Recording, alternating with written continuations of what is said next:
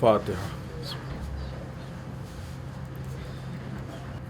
رب اعوذ بک من ہمزات الشیاطین واعوذ بک رب ان یحضرون. بسم اللہ الرحمن الرحیم. الحمد للہ الذی ہدانا لہذا وما کنا لنہتدی لولا ان ہدانا اللہ. لقد جاءت رسل ربنا بالحق والصلاة والسلام علی سید اسلم ما فی الوجود سر اللہ کل موجود نقطة دائرة الوجود صاحب لواء الحمد والمقام المحمود سید عین المجدد والمصطفى الامجد وابی القاسم محمد.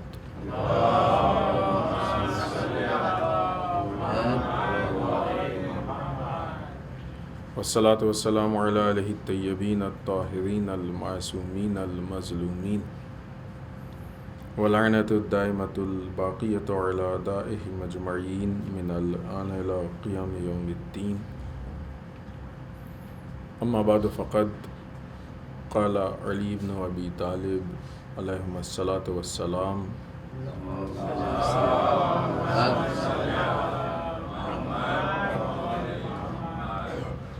ما زلت مذ قبض رسول اللہ صلی اللہ علیہ وآلہ مظلوما.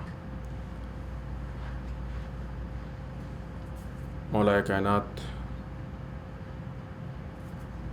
حضرت علی بن ابی طالب علیہ الصلوۃ والسلام کی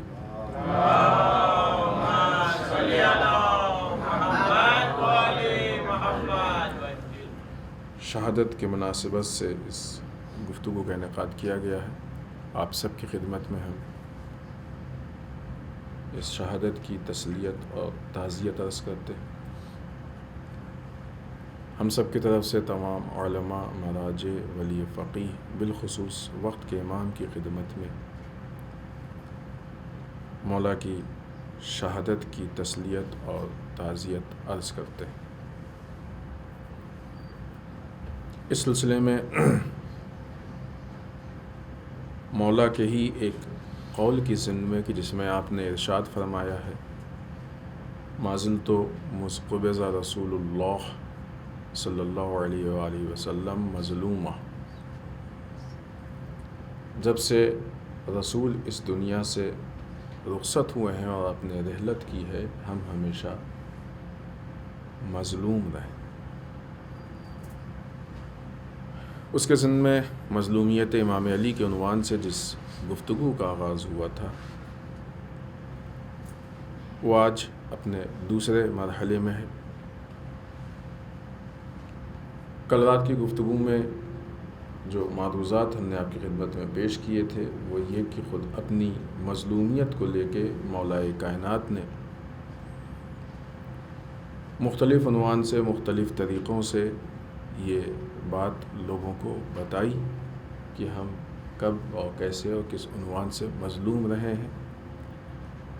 ایک مرتبہ یہ کہنا کہ ہم مظلوم ہیں اور ایک مرتبہ اس مظلومیت کو بیان کرنا. تاریخ میں وہ جملے بھی بے انتہا ہیں، بہت زیادہ ہیں، کئی جگہوں پہ ہیں کہ جہاں امام نے یہ کہا کہ ہم مظلوم ہیں،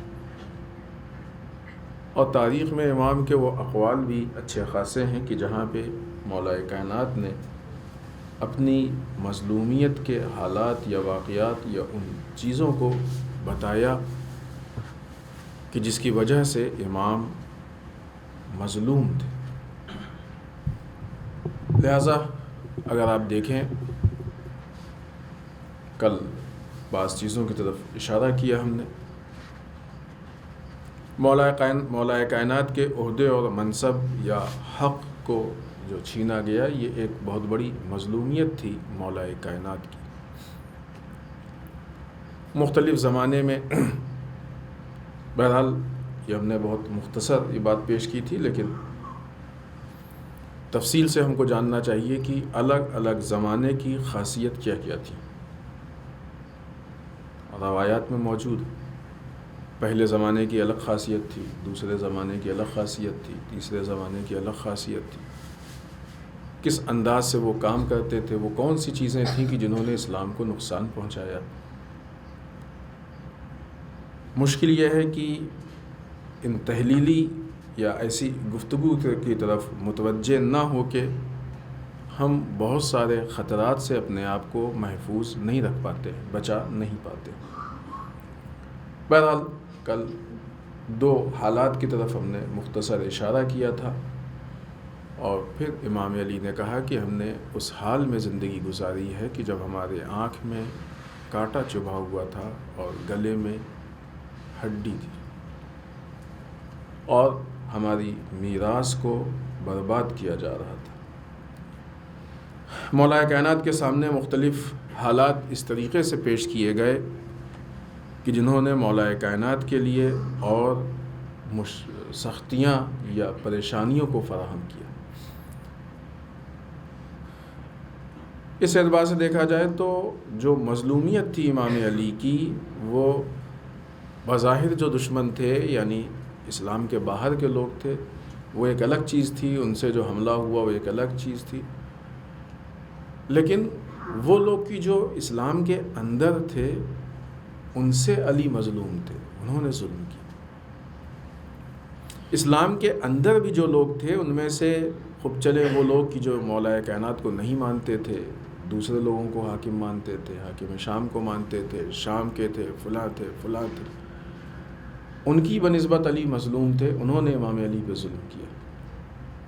لیکن افسوس یہ ہے کہ وہ لوگ کی جو امام علی کی رعایا میں سے تھے، وہ لوگ کی جو امام علی کی آرمی میں سے تھے، وہ لوگ کی جو بظاہر امام علی کے چاہنے والوں میں سے تھے، وہ لوگ کی جو امام علی کے اپنے کہے جاتے تھے، ان کی ذات سے بھی، ان کی وجہ سے بھی مولا مظلوم رہے۔ یہ چیزیں مولا نے خود بیان کی ہیں، ہم نے وعدہ کیا تھا کہ آگے ہم وہ خطبات میں سے بعض چیزیں آپ کے سامنے پیش کریں گے۔ بہرحال یہ ایک تفصیلی گفتگو ہے۔ ایک جگہ اپنی ہی قوم سے متعلق مولا کائنات شکوہ کر رہے ہیں، نہج البلاغہ 30 نمبر کا خطبہ ہے، البتہ بعض دوسرے نسخوں میں شاید 27 نمبر پہ۔ یہ وہ خطبہ ہے کہ جس میں بعض بہت مشہور جملے کی جو مولا کائنات کی مظلومیت کے ہیں وہ اتفاقاً اس میں موجود ہیں۔ ہم اس پہ گفتگو کر رہے ہیں، جہاں تک پہنچ پائے انشاءاللہ وہ آپ کی خدمت میں۔ صرف ترجمہ پڑھ رہے ہیں تاکہ ہم زیادہ باتیں آپ کی خدمت میں پیش کر سکیں۔ ظاہر ہے کہ نماز کے بعد کی گفتگو ہے، کوئی بہت تفصیلی گفتگو نہیں کرنی۔ امام فرماتے ہیں کہ میں نے اس قوم سے لڑنے کے لیے جو مخالفین ہیں ان کی طرف اشارہ کیا، اس قوم سے لڑنے کے لیے اب اپنے لوگوں کو کہہ رہے ہیں کہ تم کو رات میں بھی، دن میں بھی، علی اعلان بھی، پوشیدہ طور پہ بھی تم کو پکارا، تم سے کہا کہ اس قوم سے لڑنا ہے۔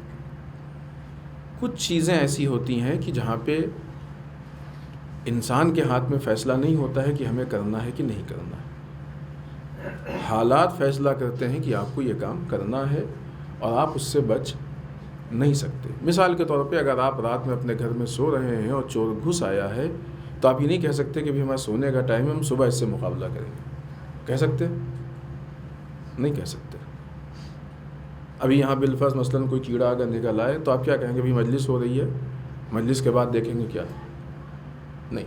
کچھ چیزیں ہیں کہ جو حالات پہ ڈیپینڈ ہیں، ہم اس کے اعتبار سے اس کو آگے پیچھے نہیں کر سکتے ہیں۔ جب حالات ہوں گے تو ہم کو انہیں فیس کرنا پڑے گا۔ یہ وہ چیزیں ہیں کہ جن حالات کو دشمن ہمارے سامنے لے کے آتا ہے، دشمن ان حالات کو کریٹ کرتا ہے۔ اس میں کوئی شک نہیں کہ امام علی کی خلافت کے زمانے میں 3 بڑی جنگیں ہوئی ہیں، لیکن ان جنگوں کو مولا کائنات نے نہیں کیا ہے، اپنی طرف سے نہیں مولا کائنات لے کے آئے ان جنگوں کو، خوب حالات نے پیش کیا۔ اگر ہم کو اسلام بچانا ہے، اگر ہم کو امت بچانی ہے، اگر ہم کو نظام بچانا ہے، اگر ہم کو مسلمانوں کی ہویت، مسلمانوں کے اصل شکل کو بچانا ہے تو ہمیں اس کا ڈیفنس کرنا پڑے گا، اس سے ہم بچ کے نہیں جا سکتے۔ اور اگر نہیں کریں گے دفاع تو ایسی صورت میں ہمارے حالات بد سے بدتر ہوں گے۔ مولا کائنات اپنے افراد کے متعلق یہ شکایت کر رہے ہیں کہ تم سے ہم نے دن میں، رات میں، علانیہ سب کے سامنے، پوشیدہ طریقے سے، ہر طریقے سے تم کو پکارا، للکارا اور تم سے کہا کہ اس سے پہلے کہ وہ جنگ کے لیے بڑھیں ان پر دھاوا بول دو۔ کیسے بڑھیں؟ آگے مولا نے اس کی وضاحت کی ہے کہ خدا کی قسم جن افراد قوم پر ان کے گھروں کے حدود کے اندر ہی حملہ ہو جاتا ہے وہ ذلیل و خوار ہوتے ہیں۔ دشمن آ رہا ہے، اس سے پہلے کہ دشمن تمہارے گھر کے اندر گھسے تم اس سے مقابلہ کر لو۔ اگر دشمن تمہارے گھر کے اندر گھس کے تم پہ حملہ بولے گا تو سوائے ضلالت کے کچھ اور نہیں ہوگا۔ یہ مولا کائنات اپنی آدمی سے کہہ رہا ہے۔ خدا کی قسم جن افراد قوم پر ان کے گھروں کے حدود کے اندر ہی حملہ ہو جاتا ہے وہ ذلیل و خوار ہوتے ہیں، لیکن تم نے جہاد کو دوسروں پہ ٹال دیا ہے۔ یہ ہوتا ہے نا، جب کسی کام کے لیے کچھ مسئلہ ہو تو ہر آدمی سوچتا ہے ہم نہیں بھی ایک آدمی اس کام کو کرے گا تو کیا ہے، دوسرے تو ہے نا، باقی لوگ کر لیں گے، ہم کیوں کریں، دوسرا کر لے، ہمارے ساتھ یہ مشکل ہے، دوسرا ہے وہ کر لے گا۔ تو عموماً کام کو دوسروں پہ ٹالا جاتا ہے۔ انہوں نے جہاد کو ہی ٹال دیا، کہ تم نے جہاد کو دوسروں پہ ٹال دیا، ایک دوسرے کی مدد سے پہلو بچانے لگے۔ پہلو بچانا یعنی اپنے آپ کو بچا لینا، اپنے آپ کو الگ کر لینا، ایسا نہ ہو کہ دوسرے کی مدد کرنی پڑے۔ ایک دوسرے کی مدد سے تم نے اپنے آپ کو بچا لیا، الگ کر لیا، یہاں تک کہ تم پر غارت گریاں ہوئی۔ جب تم نے ڈیفنس نہیں کیا، جب تم نے دفاع نہیں کیا، جب تم نے آ کے مقابلہ نہیں کیا تو غارت گری یعنی تمہارے اوپر دھاوا بول دیا گیا، تم کو لوٹ لیا گیا، تمہارے اوپر حملہ بول دیا گیا اور تمہارے شہروں پر زبردستی قبضہ کر لیا گیا۔ تم پہ غارت گریاں ہوئیں اور تمہارے شہروں پہ زبردستی قبضہ کر لیا گیا۔ کہاں معاملہ یہ تھا کہ دشمن حملے کے لیے شہر کے باہر تھا، اگر وہاں پہ تم نے ڈیفنس کیا ہوتا تو دشمن شہر کے اندر نہیں گھس پاتا، لیکن چونکہ تم نے مقابلہ نہیں کیا، نتیجہ یہ ہوا کہ اس نے تمہارے شہر پہ ہی قبضہ کر لیا۔ تھوڑی دیر کی محنت، مشقت، کام، مصیبت، امتحان اگر تم نے نہیں انجام دیا تو نتیجہ یہ ہے کہ تم ہمیشہ کے لیے دشمن کے غلام بن کے، دشمن کے سرپرستی میں، دشمن کی حکومت میں رہو گے۔ اسی بنی غامد کے آدمی جس کا نام روایات میں سفیان بن عوف ہے، ہی کو دیکھ لو کہ اس کی فوج کے سوار ایک شہر ہے مشہور، اس سے متعلق بعض روایات بھی ہے، انبار نام ہے۔ شہر انبار کے اندر پہنچ گئے اور حسان بن حسان بکری کو قتل کر دیا۔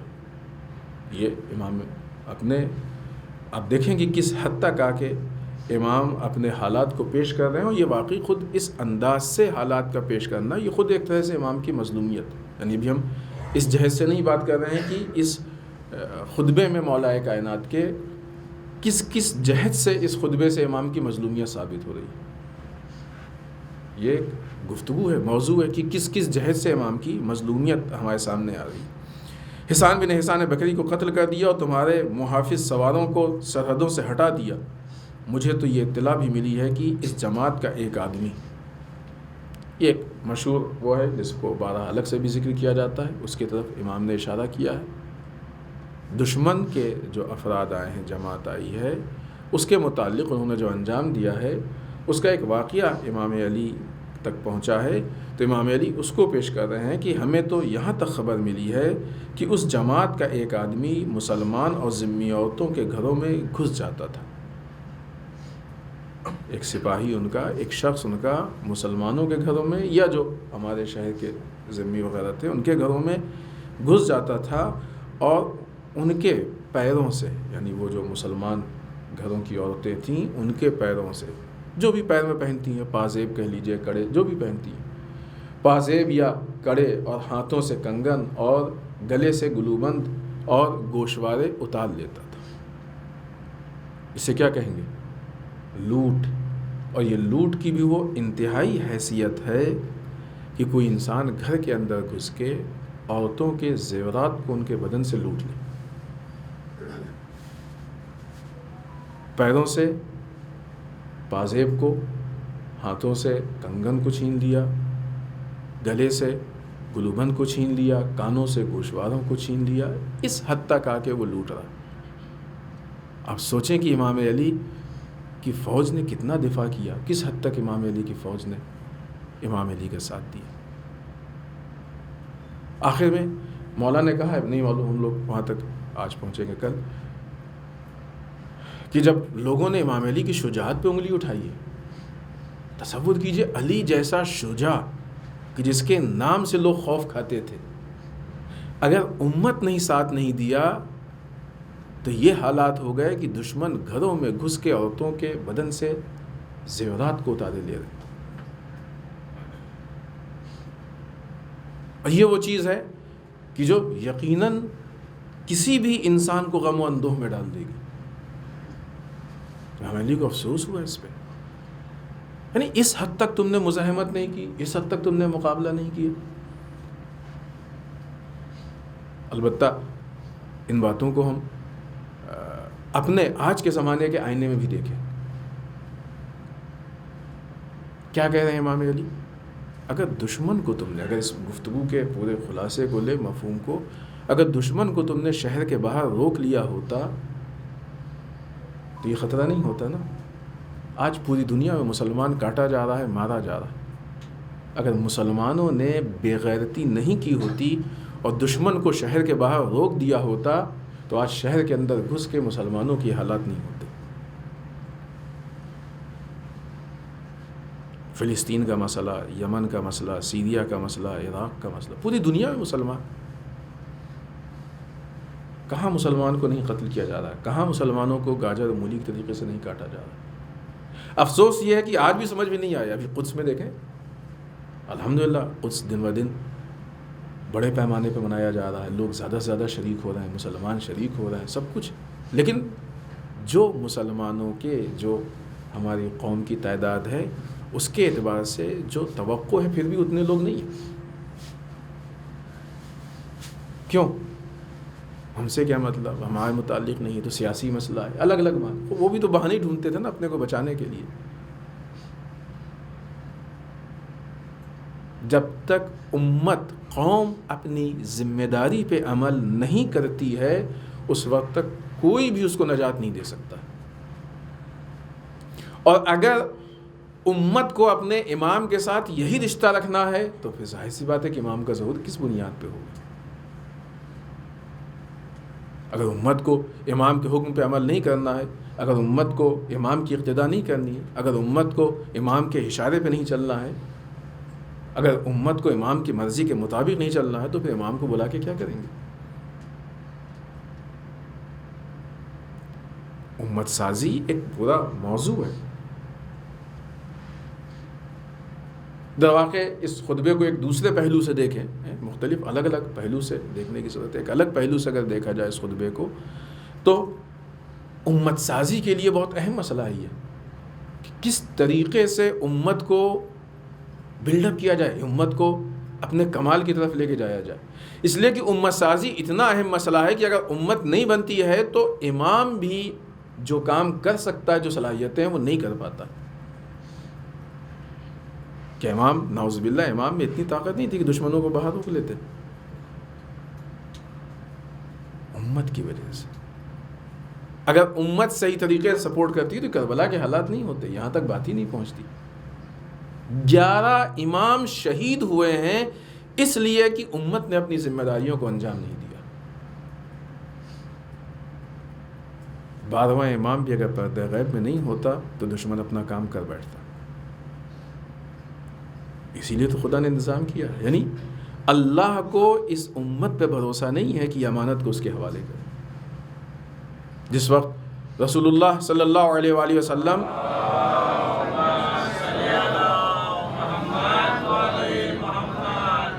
مکے سے مدینہ ہجرت کی تیاری کر رہے تھے، البتہ وہ ہجرت اس حملے کی وجہ سے نہیں ہے، اس پہ بات ہو چکی ہے ہم لوگوں کی کسی موقع پہ، اس حملے کی وجہ سے ہجرت نہیں ہے، وہ اتفاقی طور پہ دونوں جمع ہو گئے۔ رسول پہلے سے آمادگی کر رہے تھے، مدینے میں آمادگی کی تھی۔ ایسا تھوڑی ہوتا ہے کہ ایک حالات خراب ہوئے رسول مثلا وہاں سے ہجرت کر کے آئے اور آ کے مدینے میں حکومت قائم کر دی، نہیں، پہلے سے آمادگی کر رہے تھے۔ مدینے والے آتے تھے، ان کے ساتھ میٹنگ ہوتی تھی، پروگرامنگ ہوتی تھی، سب کچھ ہوا۔ لاسٹ میٹنگ جو یہ جب ہجرت ہوئی اس کے پہلے کے حج میں جب وہ لوگ آئے ہیں اور الگ ایک جگہ پہ گوشے میں جا کے میٹنگ ہوئی، سب لوگ تھے، تو فائنلی ان سے یہ پوچھا گیا تھا کہ یہ بتاؤ رسول کی سیکورٹی کا انتظام کیا ہے؟ رسول کے چچا نے پوچھا تھا ہم اپنے بھتیجے کو تمہارے حوالے کس بیس پہ کریں؟ انہوں نے وعدہ کیا تھا خوب اگر اللہ ہم سے پوچھے کہ بتاؤ تم اپنے امام کو بلا رہے ہو، امام ظہور کیجئے، امام ظہور کیجئے، امام ظہور کیجئے، خود امام کی سیکورٹی کے لیے کیا کیا ہے تم نے؟ اگر کچھ کیا ہوتا تو امام کا ظہور ہو گیا ہوتا۔ امام کا ظہور نہ ہونا بہت سارے سوالات کو کھڑا کرتا ہے۔ ہماری دینداری پہ کوشچن مارک ہے، امام سے متعلق ہماری وفاداری پہ کوشچن مارک ہے، دین سے متعلق احساس ذمہ داری پہ کوشچن مارک ہے۔ بہت ساری چیزیں ہیں جس کا انحصار جو اس بات پہ ڈیپینڈ ہے کہ ہماری فکر و شعور کس حد تک بلند ہے۔ امام علی جیسا امام موجود ہے۔ نے کسی موقع پہ ذکر کیا تھا نا کہ اکیلے مسلم بن عقیل نے اتنی بڑی جنگ کی۔ کچھ لوگ اگر جناب مسلم کا ساتھ دے دیتے تو کوفہ کا معاملہ ختم ہو گیا ہوتا۔ کوفہ کا معاملہ ختم ہوتا تو کربلا وجود میں نہیں آتی۔ اکیلے صدیقہ نے قیام کر کے مدینے میں یہ حالات سامنے، اگر کچھ لوگ آ کے گواہی دیتے کہ نہیں بی بی صحیح کہہ رہی ہے، ہم نے سنا، وہ لوگ تو تھے نا جنہوں نے غدیر میں سارے واقعات کو سنا، غلط چیز کی بنیاد ہی نہیں پڑتی۔ یہ ساری چیزیں صرف کس لیے؟ چھوٹے چھوٹے خوف، کیا ہوگا، لوگ کیا کہیں گے، حاکم ہمارے ناراض ہو جائے گا، ظلم کیا جائے گا، یہ ہوگا وہ ہوگا۔ اکثر جگہوں پہ تو جان کے جانے کا بھی خطرہ نہیں تھا۔ چھوٹی چھوٹی چیزوں کی وجہ سے انسان اپنی ذمہ داری کو فراموش کر دیتا۔ اسی طریقے سے اگر آج جب روز اول پہلی مرتبہ مسلمانوں پہ حملہ ہوا تھا، اگر مسلمان کھڑے ہو گئے ہوتے تو دشمن کو اپنے شہر کے باہر روک دیتے تھے۔ نہیں روکا، آج دشمن گھروں میں گھسا ہوا ہے، اور واقعی گھروں میں گھسا ہے۔ کس کس ملک میں دشمن گھر میں گھس کے قتل کر رہا ہے، غارت کر رہا ہے، اور نہ جانے کیا کیا جو دل چاہ رہا کر رہا ہے۔ اور افسوس یہ کہ یہ غیرت جو مسلمانوں کی قومی غیرت ہے وہ آج بھی پیدا نہیں ہو رہی کہ دشمن کو روکیں، دشمن کے خلاف آواز اٹھائیں، دشمن کے مقابلے میں آئیں، حد اقل ایک احتجاج کریں، ظلم کے خلاف آواز اٹھائیں۔ ہر آدمی کو اگر ممالک کے اعتبار سے ہے تو اس کو اپنی حکومت چاہیے، اگر افراد کے اعتبار سے ہے تو اس کو اپنے فائدے چاہیے۔ تو اس اعتبار سے دیکھیں تو مظلومیت، اگر آج بھی ہمارا امام پردہ غیب سے آ جائے تو شاید وہ بھی اتنے ہی مظلوم ہو جتنے امام علی علیہ السلام مظلوم تھے۔ یہ ہمارے لیے زیادہ افسوس کی بات ہے۔ ہو امام فرما رہے تھے، بات کو سمیٹیں اور ختم کریں، انشاءاللہ پھر اس کے بعد کی گفتگو میں آگے اس کو کنٹینیو کریں گے۔ امام فرما رہے تھے کہ عورتوں کے گھروں میں گھس جاتا تھا اور ان کے پیروں سے، ہاتھوں سے زیورات، گلے سے گلوبند، گوشوارے اتار لیتا تھا، اور اس کے پاس، ان عورتوں کے پاس حفاظت کے لیے کوئی ذریعہ نظر نہیں آتا تھا۔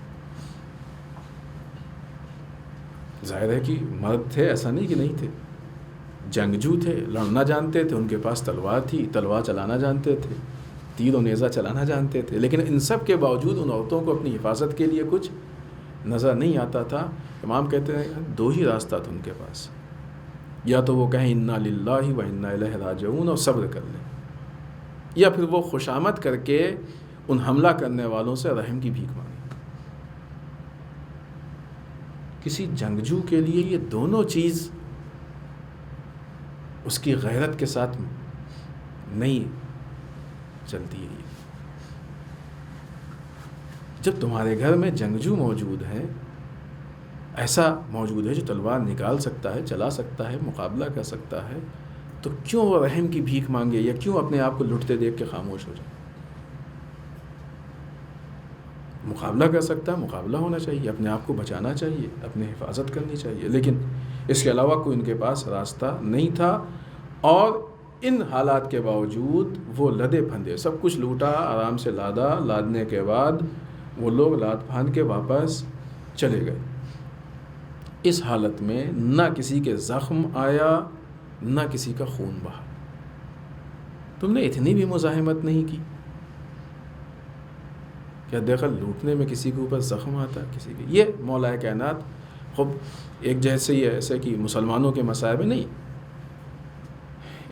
امام ہیں، امام کے احساس، اور یقیناً ہم لوگ اس حد تک احساس کر ہی نہیں سکتے جو احساس امام کے پاس ہے، لیکن امام کی باتوں سے جو بات محسوس ہوتی ہے، امام کے جو احساسات کھل کے سامنے ہوتے ہیں، امت پہ ہونے والا ہر ظلم امام اس کو اپنے اوپر محسوس، کیوں امام کو اتنا اس پہ افسوس ہو رہا؟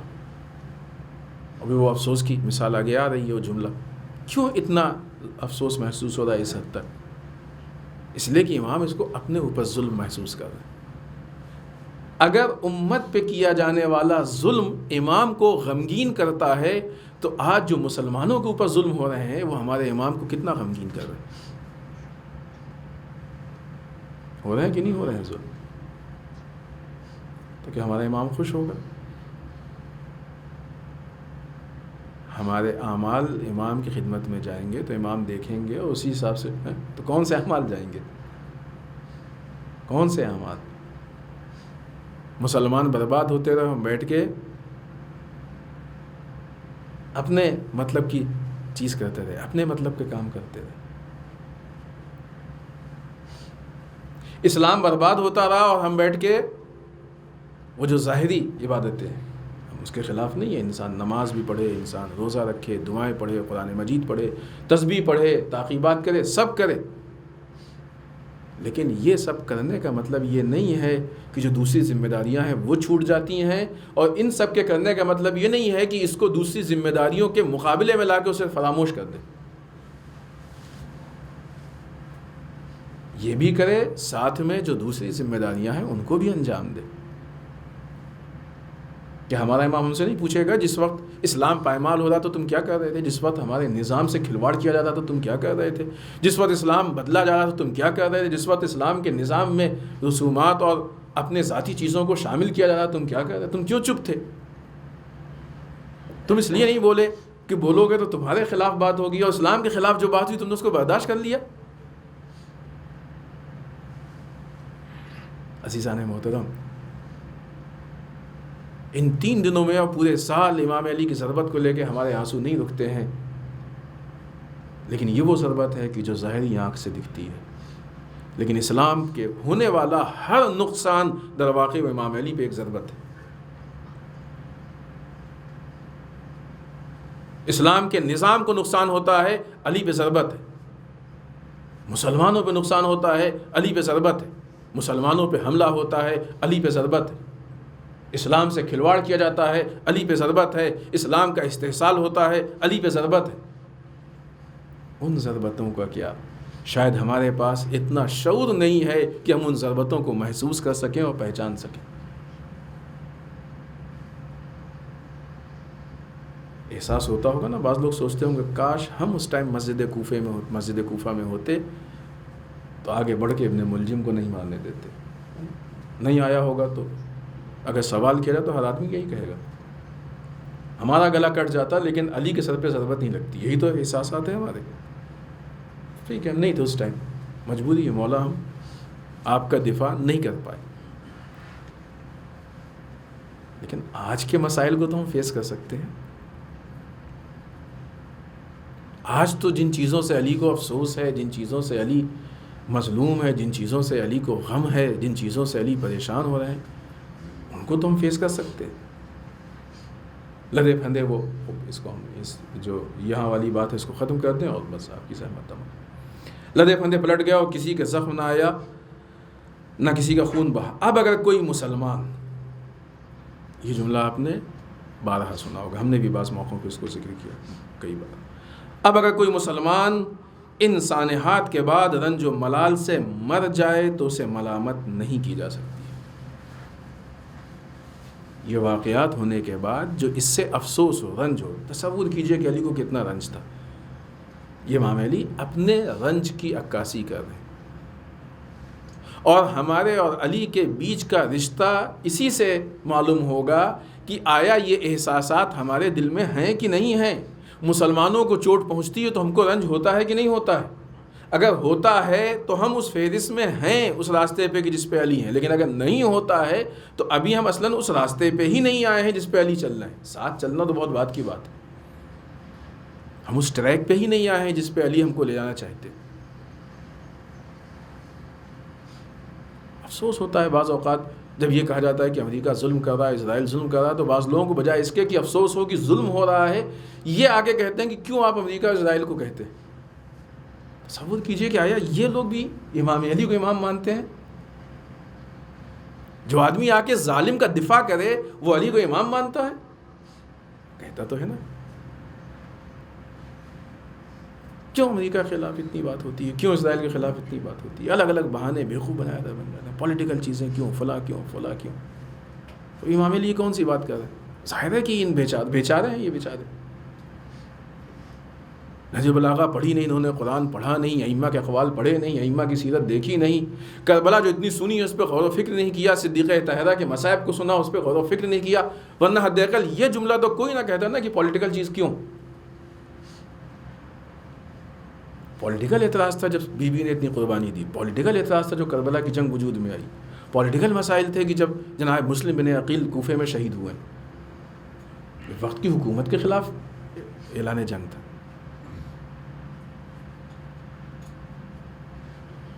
قدس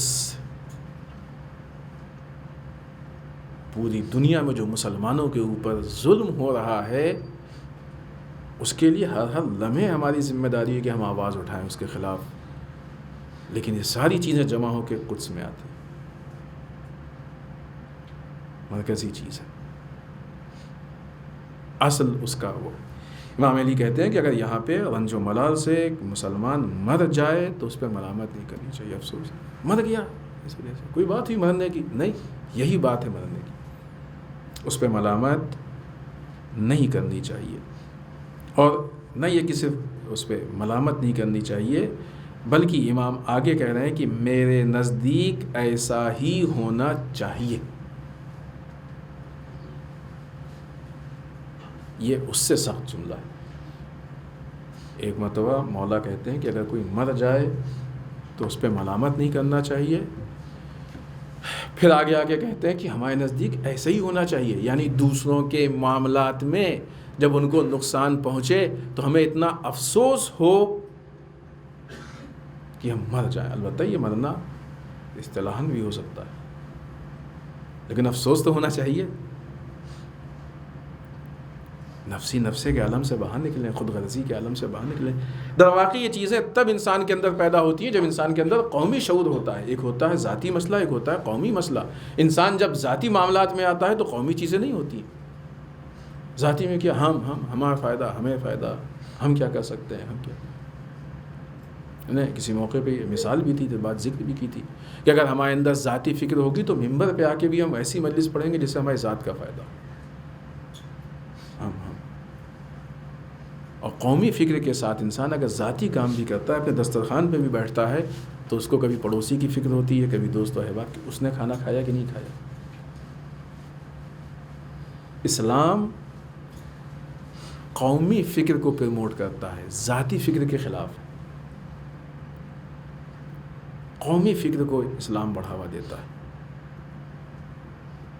اگر کسی کے ہاں عورتوں کے زیورات لوٹے گئے ہیں اور اگر ہم کو خبر مل جائے تو ہمیں اتنا رنج و ملال ہونا چاہیے کہ موت کے نزدیک پہنچے. یہ قومی فکر ہے. ٹھیک ہے ہوا ہوگا، ہم سے کیا مطلب. یہ ذاتی فکر ہے، اسلام اس کو ایکسیپٹ نہیں کرتا. ذاتی فکر کے ساتھ انسان اسلام پہ عمل نہیں کر سکتا. بعض اوقات ہماری عبادتیں ذاتی فکر کے ساتھ ہوتی ہیں. بتاؤ مثلا کس سے ہمارا کیا فائدہ، اتنا یہ پڑھ لو جنت میں اتنا ثواب، اتنا یہ پڑھ لو اتنے باغات، اتنا یہ پڑھ لو اتنا یہ. نہیں کہہ رہے ہیں کہ نہیں کرنا چاہیے، ثواب نہیں کرنا چاہیے، ثواب بھی لینا چاہیے، اللہ کو خوش کرنا چاہیے، لیکن اصل تو اللہ کو خوش کرنا ہے نا. فکر کس حد تک اور کہاں مینٹین ہوتی ہے، کس حد تک فکر جاتی ہے. جو بعض خلافتوں کی پرابلم تھی وہ پرابلم ہی یہی تھی. البتہ یہ اصل جو بات ہے وہ تو سبھی میں پائی جاتی تھی اور آئی ہی اسی لیے حکومت پہ. قومی فکر ہوتی تو کبھی غلط آدمی حکومت پہ آتے ہی نہیں، کیونکہ وہ یہ دیکھتا نا کہ ہمارے نہ آنے سے قوم کا فائدہ ہے، لہٰذا ہمارا عہدے کے باہر رہنا ہی یہ دین کی خدمت ہے. یہ بات سمجھ رہے ہیں کہ نہیں؟ وہ جو باطل حکومتیں تھیں، اگر ان کے اندر قومی فکر ہوتی تو ان کو یہ معلوم ہوتا کہ ہم اس عہدے پہ نہیں آئیں گے تو قوم کا فائدہ ہے، لہٰذا ہماری خدمت قوم کے لیے ہے کہ ہم باہر ہیں۔ آنے کے بعد بھی تو ان سے کام کیا، وہ کیا ذاتی فکر کا کام کیا، میں ہم کو یہ فائدہ، ہم کو یہ فائدہ۔ ابھی وہ بتایا نا ایک خلافت کے بارے میں کہ اس کے ددیال والے سب آ کے سوار ہو گئے تھے اور اس کے بعد سب کا پیٹ بھرا گیا، اور یہ مشہور ہے، مخصوص اپنوں کے وظیفے بڑھا دیے گئے، غیروں کو کم کیا گیا۔ یہ کہاں سے؟ علی کے نظام میں یہ چیزیں نہیں ہیں، اور نہ ان چیزوں کی گنجائش ہے۔ ان چیزوں سے بچ کے امام علی، بس وقت تیزی سے بڑھ رہا ہے، ہم اسی جگہ بات کو روک رہے ہیں۔ انشاءاللہ یہ اس سلسلے کی جو آخری گفتگو ہوگی، جہاں تک پہنچیں گے وہاں تک معروضات کو پیش کریں گے۔ خلاصہ کہ ایک جملے میں صرف اس بات کو محسوس کریں، ایسا نہ ہو کہ ہمارا علی آج بھی مظلوم ہے، اور اس سے سخت کیا ہو سکتا ہے کہ علی آج بھی مظلوم، اس سے زیادہ مشکل کیا ہو سکتا ہے؟ آج کے ان معاملات میں جو علی کی مظلومیت ہے، اس سے لڑنے کا ہمارے پاس پورا موقع ہے۔ ہمیں افسوس ہے کہ کاش ہم اس زمانے میں ہوتے، بدر میں ہوتے تو مقابلہ کرتے، احد میں ہوتے اور خیبر و خندق میں ہوتے، اور رسول کے بعد اگر امام علی کے زمانے میں ہوتے تو مثلا صفین میں اور جمل میں اور نہروان میں امام علی کا سپورٹ کرتے، اور زیارت شہدائے کربلا میں کہتے ہی ہم یا لیتنی کنتو معکم، کاش ہم آپ کے ساتھ ہوتے شہدائے کربلا۔ نہیں ہے، ان سب میں کسی میں نہیں۔ یہ اور بات ہے کہ مقصد کے اعتبار سے سب میں،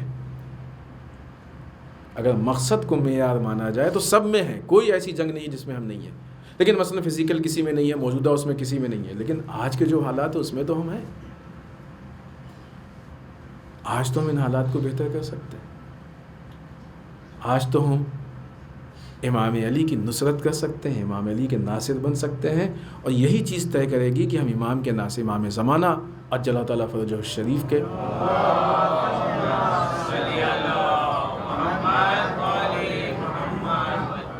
ناصر بن سکتے ہیں کہ نہیں بن سکتے، یہی چیز طے کرے،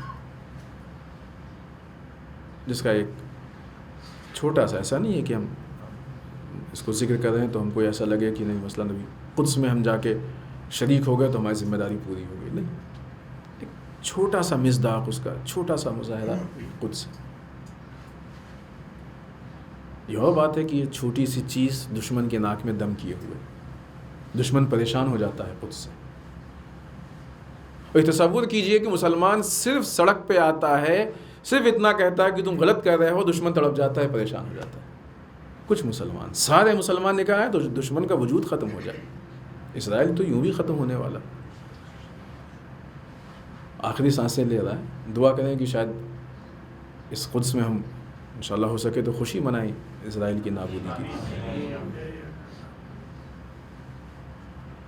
لیکن ذمہ داریاں ہماری پھر بھی باقی رہیں گی۔ ابھی تو مرنے والا ہے، ابھی بھی اگر کوئی نہ نکلے تو پھر افسوس ہے اس کے اوپر۔ بس آج شہادت کی تاریخ ہے، اور یہ وہ دن ہے کہ جس دن علی کے گھر میں ایک عجیب ماتم سا ہے، غم کی فضا ہے۔ اس کا احساس ہم یہ کر سکتے ہیں اس طریقے سے کہ آج ہمارے گھروں میں بھی غم کی تاریخ کی بنیاد پہ ایک عجیب فضا ہوتی ہے، ماتم کی فضا ہوتی ہے۔ حالانکہ ہمارے گھر پہ نہ بستر پہ علی کا زخمی بدن موجود ہے، نہ وہ سر سے بہتا ہوا خون موجود ہے، نہ وہ حالات ہیں، لیکن ایک افسوس ہوتا ہے۔ لیکن سوچیں کہ اس گھر میں کہ جہاں جب بچوں کی نگاہ پڑ رہی ہے تو یہ دیکھ رہے ہیں کہ ہمارے بابا کہ جن کو طبیب نے کہہ دیا وہ رخصت ہونے والے، کیا حالات ہوں گے، کس طریقے سے ہوں گے حالات۔ عجیب مشکلات کا زمانہ ہے۔ عزیزان محترم، مولا کائنات جس طریقے سے اپنے بستر پہ لیٹے ہوئے تھے، ایک روایت ہے کہ جو مولا کائنات کے اس زخم کی عکاسی کرتی ہے کہ جس وقت مولا کائنات کو زخم لگا، طبیب نے آ کے دیکھا اور دیکھنے کے بعد جب اس نے مغز کے ٹکڑوں کو دیکھا تو کہا کہ مولا اب آپ وصیت کر لیجئے، آپ کا آخری وقت ہے۔ علی کے درد کی شدت تھی لیکن کبھی بھی علی نے اپنے درد کا شکوہ نہیں کیا۔ سارے اصحاب سے کہا گیا کہ مولا خلوت چاہتے ہیں، اب آپ اپنے اپنے گھر تشریف لے جائیں۔ سب اپنے اپنے گھر چلے گئے۔ امام حسن باہر آئے، دیکھا ایک صحابی ہے کہ جو دروازے پہ کھڑا ہے، نہیں جا رہا۔ امام نے پوچھا اسباغ کیا تم نے ہماری بات کو نہیں سنا؟ کہا مولا ہم نے سنی ہے آپ کی بات، لیکن کیسے ہم جا سکتے ہیں؟ کہا کیا چاہیے؟ کہا اس موقع پہ ہم چاہتے ہیں کہ اپنے آقا و مولا سے کوئی روایت سن لیں۔ عزیزان محترم، دیکھیں دین کتنا اہم ہوتا ہے کہ ایسے موقع پہ بھی صحابی کو یہ فکر ہے کہ آخری وقت پہ علی سے کچھ رہنمائی لے لیں۔ اور اس قیامت کے عالم میں بھی جب امام علی سے کہا گیا کہ اسبق چاہتا ہے کہ آپ سے کوئی روایت سن لے، تو امام نے کہا اس کو اجازت دے دو، آ جائے۔ بلا لیا۔ اسبق نے کیا روایت سنی، لیکن ہاں ایک روایت اسبق نے خود آ کے بیان کی، وہ بہت عجیب ہے۔ اسبق کہتے ہیں کہ جب ہم گھر کے اندر گئے، ہم نے دیکھا کہ زخم کی شدت سے اور خون کے بہنے سے علی کے چہرے کا رنگ پیلا ہو گیا۔ علی کے ماتھے پہ ایک رومال بندھا ہوا تھا، اس رومال کا رنگ بھی پیلا تھا، لیکن علی کے چہرے کا رنگ رومال سے زیادہ زرد ہو گیا تھا۔ سوچئے کہ علی کن مشکلات سے، کن مصیبتوں سے علی گزر رہے ہیں کہ جو اس بستر پہ لیٹے ہوئے ہیں اور تکلیفوں سے گزر رہے ہیں۔ ہاں عزیزان محترم، مولا نے اپنے فرزند کو بلایا، اپنی اولاد کو بلایا، وصیت کرنی چاہیے، ساری باتیں کہیں۔ عزیزان محترم، اسی بیچ ایک عجیب بات یہ ہوئی کہ جب طبیب سے یہ پوچھا گیا کہ یہ تو بتاؤ کہ امام علی کے علاج کے لیے کوئی، کہ نہیں یہ زخم اتنا گہرا ہے کہ اب اس کا علاج نہیں ہو سکتا۔ ظاہر سی بات ہے کیسے علاج ہو، اس لیے کہ زخم مغز تک پہنچ گیا تھا، دماغ تک پہنچ گیا تھا، اس کا علاج نہیں ممکن تھا۔ اور نہ یہ کہ صرف زخم تھا، تلوار زہر میں بجھی ہوئی تھی، زہر کے اثرات جسم میں دوڑ رہے تھے، اب اس کا علاج کیا ہو سکتا ہے؟ اور زہر بھی اتنا شدید تھا کہ جس سے پورے کوفے والے مارے جا سکتے تھے۔ اب اگر اتنا زہر علی کے جسم میں آ جائے تو اس کا کیا علاج ہو سکتا ہے؟ لیکن ہاں طبیب نے اتنا کہا کہ اگر علی کی خدمت میں دودھ پیش کیا جائے تو شاید کچھ تکلیف کو کم کر سکتا ہے۔ عزیزان محترم، علی کی اس مصیبت سے نجات کے لیے یا مصیبت کو کم کرنے کے لیے یہ خبر کوفے کی گلیوں میں پھیل گئی کہ اگر علی کے پاس تھوڑا سا دودھ ان کو پیش کیا جائے تو شاید علی کی تکلیف کچھ کم ہو جائے۔ روایت میں ہے کہ جب کوفے والوں نے سنا، اس لیے کہ پورے کوفے میں جب یہ خبر پہنچی کہ علی کے سر پہ ضربت لگ گئی ہے تو کتنے لوگ پریشان ہو گئے۔ کیا آپ کو لگتا ہے کہ علی کی ضربت سے حسنین یتیم ہونے والے ہیں؟ نہیں عزیزان محترم، وہ کوفے میں کہ جو یتیم آج تک پل رہے تھے، وہ ابھی تک اپنے باپ کے مرنے سے یتیم نہیں ہوئے تھے۔ آج علی جب رخصت ہوں گے تو وہ یتیم ہوں گے۔ وہ بیوائیں کہ جن کا کوئی سہارا نہیں تھا، آج جب علی رخصت ہو جائیں گے تو ان کے گھر پہ ان کے کھانے کا سامان پہنچانے والا رخصت ہو جائے گا، آج وہ بے سہارا ہو جائیں گی۔ وہ غریب کہ جن کی کوئی غریب پر غربت پروری کرنے والا نہیں تھا، ان کو غربت سے بچانے والا نہیں تھا، آج علی کے مرنے کے بعد ان کا سہارا ختم ہو جائے گا۔ عزیزان محترم، علی نے لوگوں پہ اتنے احسانات کیے تھے کہ لوگ پریشان تھے، چاہتے تھے کس طریقے سے علی کو بچا لیں۔ ایسے عالم میں جب یہ خبر ملی کہ اگر دودھ علی کی خدمت میں پیش کیا جائے تو شاید تکلیف کم ہو جائے، روایت میں ہے کہ جس کے گھر میں جتنا تھا اس نے برتن میں دودھ لیا، علی کے دروازے پہ پہنچ گئے، مولا یہ ہماری طرف سے ایک چھوٹا سا ہدیہ ہے، اگر قبول ہو جائے شاید آپ کی تکلیف کچھ کم کر سکیں۔ روایت میں ہے کہ ایک صف تھی کہ جو علی کے دروازے پہ موجود تھی کہ ہماری طرف سے یہ ہدیہ قبول ہو جائے۔ عزیزان محترم، جب روایت میں اس صف کو دیکھتے ہیں تو ایک عجب واقعہ یاد آتا ہے۔ اے کوفے والو، آج علی کو دودھ کی ضرورت ہے، تم لوگ اپنے گھروں سے دودھ لے کے علی کے دروازے پہ آ گئے ہو، کل اولاد علی کو پانی کی ضرورت ہوگی، کاش تم میں سے کوئی ایسا ہوتا کہ جو ان کو پانی پلا دیتا۔ عزیزان محترم، علی کے جنازے کو لے کے حسنین دفن کرنے گئے۔ یہ علی کی مظلومیت تھی کہ علی کی قبر نہیں بتائی گئی۔ چھٹے امام کے زمانے میں انکشاف ہوا کہ علی کہاں دفن ہوئے ہیں۔ آخری روایت اور آپ کی زحمت تمام، علی کو دفن کر کے لوٹ رہے تھے، ایک خرابے سے کچھ آواز آئی۔ ٹھہر گئے کہ بھیا حسین ٹھہرو، یہ کوئی آواز آ رہی، دیکھیں کون ہے۔ گئے، دیکھا کہ ایک بہت ہی کمزور اور نحیف انسان کہ جو بیمار ہے، وہ مشکلات میں مبتلا ہے، پریشان ہے، کرا رہا ہے۔ کہ بھائی کیا ہوا؟ کہ 3 دن سے بھوکے ہیں۔ کہا 3 دن کے سے بھوکے ہیں، کوئی کھانے پینے کے لیے کچھ نہیں لایا ہے۔ کہ اس سے پہلے کہاں سے آتا تھا؟ کہ ایک شخص آتا تھا جو ہمیں کھلاتا تھا، آج 3 دن ہو گیا وہ شخص نہیں آیا، 3 دن سے کوئی ہمارے حال کو پوچھنے کے لیے نہیں آیا۔ پوچھا وہ کون شخص تھا، کیسے تھا، کس طریقے سے آ کے؟ کہا کہ نہیں جانتے، ہم تو نابینا ہیں، ہمیں نہیں معلوم کون تھا، نہ ہم نے اس کو دیکھا نہ کبھی پہچانا۔ کہا اس کا نام معلوم ہے؟ کہاں کئی مرتبہ نام پوچھا کہ بتاؤ تم کون ہو۔ جب بھی نام پوچھتے تھے وہ اتنا ہی کہتا تھا کہ ایک غریب ہے کہ جو غریب کے پاس بیٹھا ہے، ایک فقیر ہے کہ جو فقیر کے پاس بیٹھا ہے۔ عزیزان محترم سوچئے کہ علی جیسا انسان کہ جو وقت کا امام بھی ہو، خلیفہ بھی ہو، جب ایک غریب کے پاس جاتا ہے تو خلیفہ بن کے نہیں جاتا ہے بلکہ غریب و فقیر بن کے جاتا ہے۔ کبھی علی نے یہ نہیں ثابت کیا کہ دیکھو ہم کتنے بڑے تمہارے حکمران ہیں، ہمیشہ یہ ثابت کیا کہ علی تمہارا مددگار ہے۔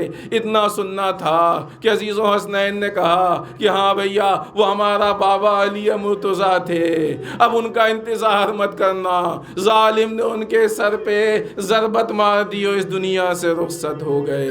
انا للہ و انا الیہ راجعون، رضا بقضائہ و تسلیما لامرہ، الہی بحق الزہرا و ابیہا و بعلہا و بنیہا۔